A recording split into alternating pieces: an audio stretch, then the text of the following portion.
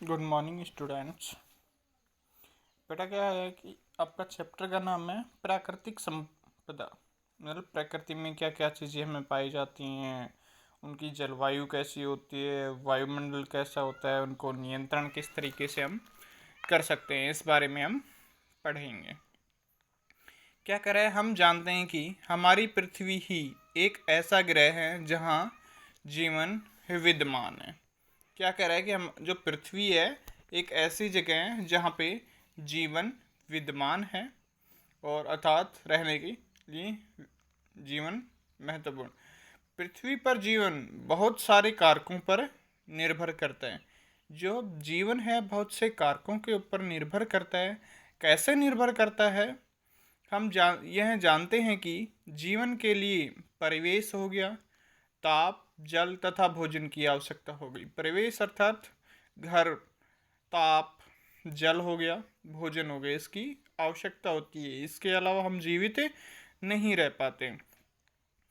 पृथ्वी पर उपलब्ध सभी प्रकार के जीवों की मूल आवश्यकताओं की पूर्ति के लिए सूर्य से क्या होती है, ऊर्जा तथा पृथ्वी पर उपलब्ध संपदा की आवश्यकता होती है। पृथ्वी पर ये संपदा कौन कौन सी हैं, अब बताएगा कि कौन कौन सी हैं। क्या कह रहा है, ये स्थल, जल एवं वायु हैं। पृथ्वी की सबसे भारी परत को क्या कहते हैं हम, स्थल मंडल। पृथ्वी के 75% भाग पर जल है।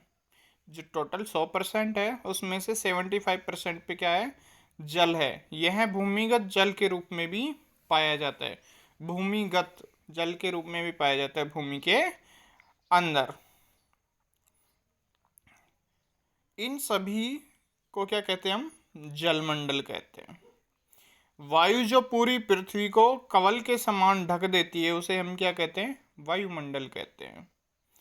जीवित पदार्थ वहीं पाए जाते हैं जहां ये तीनों अवयव स्थित हो। कौन कौन से अवयव स्थित हो, जलमंडल, वायुमंडल और तीसरा क्या है बेटा हमारा, जलमंडल हो गया, वायुमंडल हो गया, और हमारे पृथ्वी पे क्या हो रहा है, जो भारी परत है उसको क्या करें हम, स्थल मंडल हो गया। जलमंडल, स्थल मंडल और वायुमंडल। जीवन को आश्रय देने वाला, जीवन को आश्रय देने वाला पृथ्वी का यह है घेरा जहाँ वायुमंडल हो, स्थलमंडल हो तथा जलमंडल एक दूसरे से मिलकर जीवन को क्या करते हैं, संभव कर बनाते हैं। और इसे किस मंडल के नाम से जाना जाता है, जीव मंडल के नाम से जाना जाता है। अब क्या कर रहा है कि सजीव जीव मंडल के जैविक घटक को बनाते हैं। वायु, जल और मृदा जीव मंडल के क्या है, हमारे निर्जीव घटक हैं। जब जीव मंडल के ये निर्जीव घटक हैं तो क्या कह रहे हैं, आइए अब इन अजैव घटकों जो पृथ्वी पर जीवन के संपोषण के लिए आवश्यक है उनके बारे में अब क्या करेंगे हम, विस्तृत मतलब बड़े लेवल पे हम क्या करेंगे, उनका अध्ययन करेंगे। जीवन की श्वास अर्थात वायु। हम पहले भी अध्याय में वायु के घटकों के विषय में पढ़ चुके हैं। यह बहुत सी गैसें जैसे नाइट्रोजन, ऑक्सीजन, कार्बन डाइऑक्साइड तथा जल वाष्प का क्या है, ये मिश्रण है। यह जानना हमारे लिए रुचिकर है कि पृथ्वी पर जीवन वायु के घटकों का ही क्या है, परिणाम है। अर्थात हमें अगर वायु नहीं मिलती है तो क्या हो जाएंगे हम, डेड बॉडी हो जाती है।